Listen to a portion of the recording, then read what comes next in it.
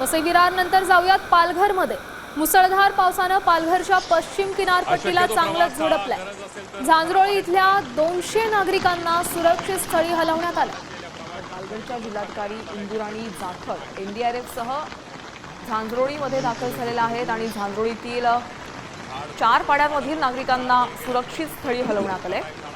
तर मंडळपाडा इथल्या 45 नागरिकांना रेस्क्यू करून सुरक्षित स्थळी हलवण्यात आलं। पालघरच्या पश्चिम भागात अजूनही पावसाचा जोर कायम आहे।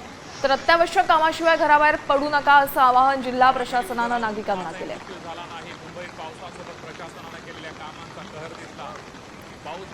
पालघरमधली ही दृश्य पाहतोय। झांझरोळीमध्ये जवळपास 200 जणांचं रेस्क्यू करण्यात आलेलं आहे।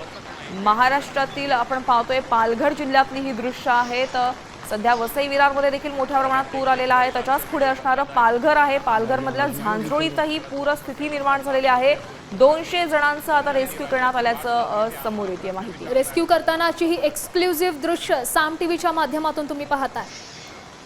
या संदर्भातली अधिकची माहिती देत आहेत आपले प्रतिनिधी रुपेश पाटील। रुपेश, आपण सध्या पाहतोय रेस्क्यू करण्यात येते नागरिकांना, सध्याची काय स्थिती, आणखी किती जण अडकलेले आहेत, किती जणांना रेस्क्यू करण्यात आले? नक्कीच झांझरोळी धरणाला भगदाड पडल्यामुळे तिथे ज्या धरणाच्या खाली जी गावगाडी आहेत त्या भीतीच्या छायेत होते। एनडीआरएफची टीमसह जिल्हाधिकारी इंदुराणी जाखड त्या घटनास्थळी दाखल आहेत। आतापर्यंत तब्बल 200 जणांना रेस्क्यू करण्यात आहे।